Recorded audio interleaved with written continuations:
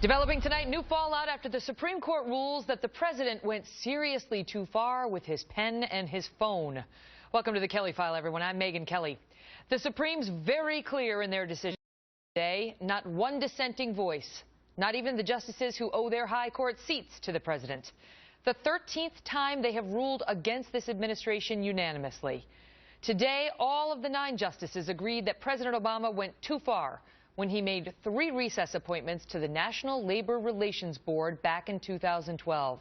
When he could not get some controversial candidates on the board, actually he didn't even offer them a chance at confirmation, he just assumed they weren't going to get it, and he decided to go around Congress by declaring that the Senate was not in session, even though they were, and that he had the power to bypass Senate approval.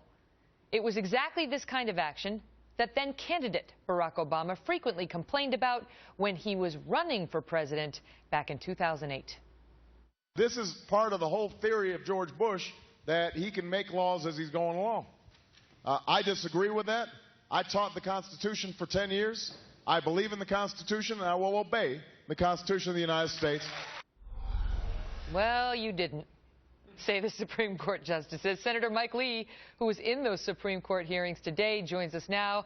Senator, he just didn't. And at the time, the White House was pressed on how they could possibly be arguing that a recess appointment made while the Senate was not in recess could be constitutional.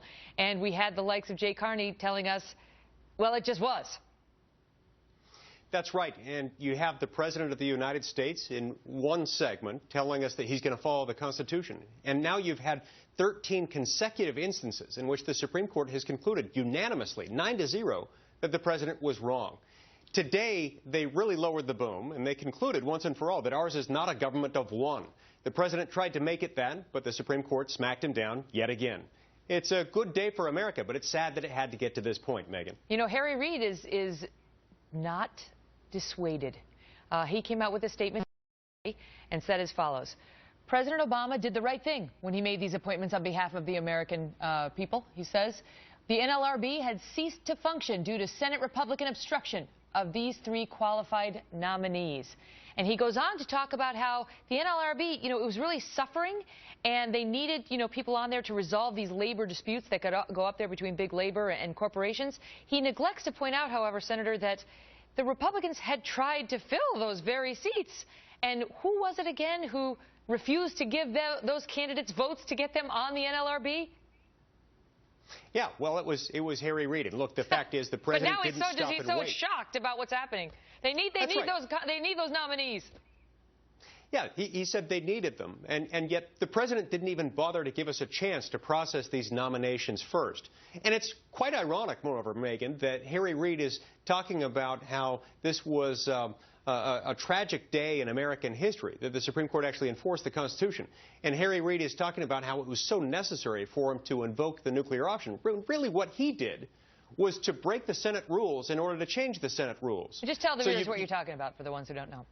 Okay, so what Harry Reid did when he invoked the nuclear option back in November was that he broke the Senate rules that require a 67-vote supermajority in order to change the Senate rules. Senate rules requiring 60 votes to get to what we call cloture on a presidential nomination. My bad for asking a lawyer and a U.S. senator to try to explain something so complex in a quick 30 seconds. Basically, he's talking about the fact that he changed the rules to make it easier for the Democrats to get judicial nominees through. Now, however, here's my question to you. Will this dissuade President Obama, do you think, from the pen and the phone on a go-forward basis? 13 unanimous Supreme Court smackdowns.